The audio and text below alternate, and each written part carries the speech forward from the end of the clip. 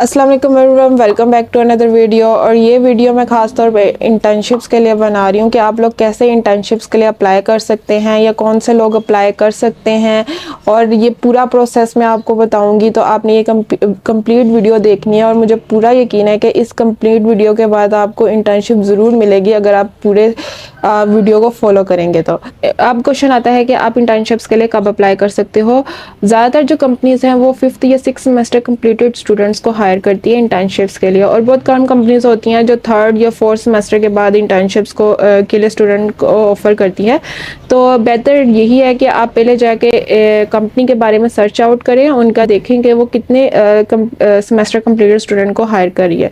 लेकिन ज़्यादातर कंपनीज़ का मैं आपको ये बता रही हूँ कि ज़्यादातर जो कंपनीज़ हैं वो 5th या 6th सेमेस्टर कंप्लीटेड स्टूडेंट्स को ही लेती है। क्वेश्चन आता है कि आप वाकई ही इंटर्नशिप कैसे हासिल कर सकते हैं, how to get it internship.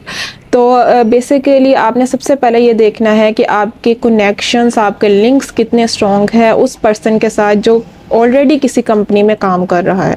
तो अगर तो आपका कोई रिलेटिव, आपका कोई फैमिली मेम्बर या आपका कोई फ्रेंड है जो ऑलरेडी किसी कंपनी में काम कर रहा है, तो आप बस समझने की ज़िंदगी का वो पहलू है या वो पहराव है कि जहाँ पे आपने उस मेंबर या उस इंसान के साथ ताल्लुकात और गहरे करने हैं। मसलन कि आपने उससे जाके पूछना है इंटर्नशिप के बारे में कि उसकी कंपनी इंटर्नशिप कब ऑफ़र कर रही है या कर रही है, कब ओपन होगी, तो वो आपको रेफ़र कर सकता है या नहीं। तो ये इंटर्नशिप हासिल करने का सबसे मेन, ईजी और कंफर्म, कमिटेड, गारंटीड मेथड है कि आपको इंटर्नशिप इसके पास ज़रूर मिल जाएगी।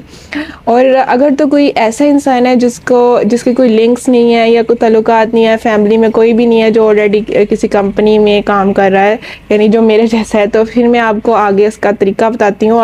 इंशाल्लाह उससे आपको भी ज़रूर इंटर्नशिप मिलेगी, तो आपने घबराना नहीं है।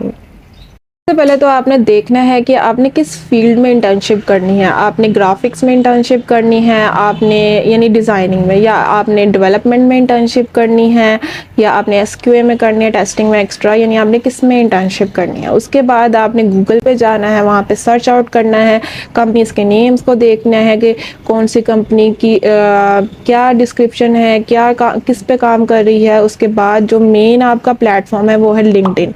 ये याद रखें कि आपको ज़्यादातर जॉब्स और या फिर आप कह लें कि ज़्यादातर इंटर्नशिप्स मिलने के जो ज़्यादा चांसेस है वो लिंक्डइन है। तो आपने, अगर आपके लिंक्डइन अकाउंट नहीं है तो आपने जाकर लिंक्डइन अकाउंट बनाना है, वहाँ पे आपने अपनी प्रोफाइल को प्रॉपर्ली मेंटेन रखना है। और अगर आपका नहीं है, अगर ऑलरेडी है, तो आपने वहाँ पे क्या करना है, आपने वहाँ लिंक्डइन पे जाना है, वहाँ पे आपने कंपनी के नेम को लिखना है, उसके डिस्क्रिप्शन में देखना है, वहाँ पे एक जॉब का आता है। जब आप कंपनी को की डिस्क्रिप्शन वगैरह ओपन करते हैं, वहाँ एक जॉब का आता है ऑप्शन, आपने वहाँ जाना है।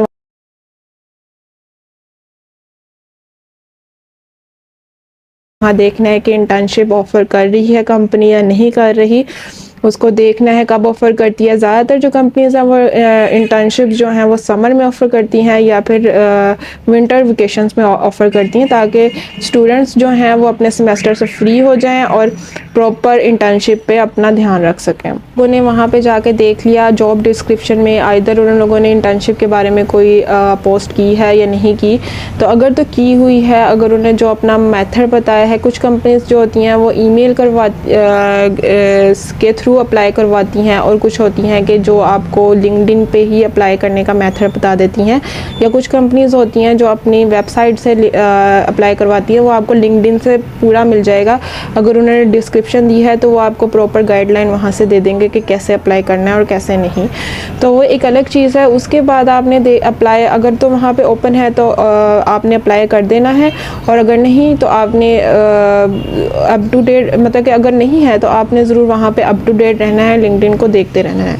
अब चीज़ है वो ये है कि आपने ना जाके इस दफ़ा जो कंपनी का नाम वहाँ सर्च बार में लिखा, उसके बाद अब आपने कंपनी पे नहीं जाना, यानी कंपनी के डिस्क्रिप्शन पे नहीं जाना, आपने पीपल पे जाना है। पीपल पे आपने जाके वहाँ पे देखना है कि जो कनेक्शंस हैं, यानी जो लोग हैं, उनमें से आपने देखना है कि आपके कॉलेज या यूनिवर्सिटी में कितने लोग हैं जो वहाँ पे उस कंपनी में काम कर रहे हैं। मसलन आप इधर उसको जानते हो, नहीं जानते हो, लेकिन आपने कुछ लोगों को सिलेक्ट कर लेना है। जो आपको लग रही हो कि अच्छा इंसान है या अच्छा इंसान है, शक्ल देख के, मतलब कि शक्ल देख के ज़ाहिर बंदा जज नहीं कर पाता। आपने वहाँ पे देख लेना है जो आपको बेहतर लगे। मसलन कि आपने फर्स्ट 5 या 6 पर्सनस को सिलेक्ट किया, आपने वहाँ पे जाके उसको डायरेक्ट पहले आप ये कर लें कि आप उससे कनेक्ट कर लें। उसके बाद अगर वो आपके कनेक्शन को एक्सेप्ट कर लेता है तो आप डायरेक्ट जाएं, उसको मैसेज करें, उसके मैसेज डिस्क्रिप्शन में जाके।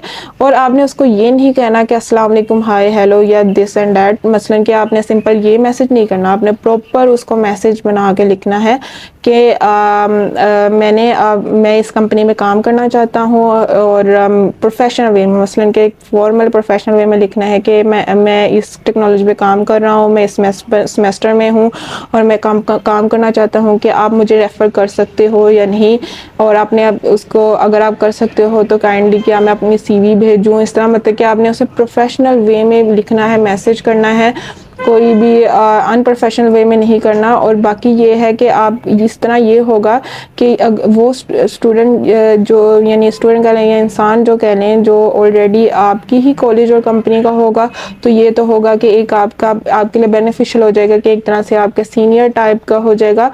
तो ये होगा कि थोड़ा इंसान लिहाज कर लेता, मतलब कि वो भी उसी दौर से गुजरा होता है, उस सेंस में बात कर रही हूँ। तो ये एक बेटर वे है, आप लोग इस तरह कम्युनिकेट कर लें। तो 2 मेथड बताए हैं, इससे आपका 80 to 90% चांसेस हैं कि आपको इंटर्नशिप ज़रूर मिल जाएगी और इंशाल्लाह मिलेगी भी। लेकिन अगर आपको फिर भी इंटर्नशिप नहीं मिल रही तो आपने क्या करना है कि जो आपने कंपनी की पोस्ट है या कंपनी ने जॉब डिस्क्रिप्शन में इंटर्नशिप के बारे में दिया हुआ है, वहाँ पे आपने जाके ज़रूर अप्लाई करना है, जो भी उन्होंने मेथड बताया उसके थ्रू डिस्क्रिप्शन पढ़ के। और उसके बाद क्या करना है, आपने उस कंपनी की HR को जाके मैसेज कर देना है और मेल भी करनी है। मेल और मैसेज करने का जो मेन तरीका है वो यही है कि आपने हेलो, हाय, अस्सलाम वालेकुम लिख के उसके मैसेज का इंतज़ार नहीं करना। ये बहुत गलत मेथड है अगर आप किसी को मैसेज कर रहे हो, ख़ासतौर पर लिंक्डइन पे। तो आपने क्या करना है, आपने प्रोफेशनल वे में एक इंटर्नशिप के लिए डिस्क्रिप्शन तैयार करनी है।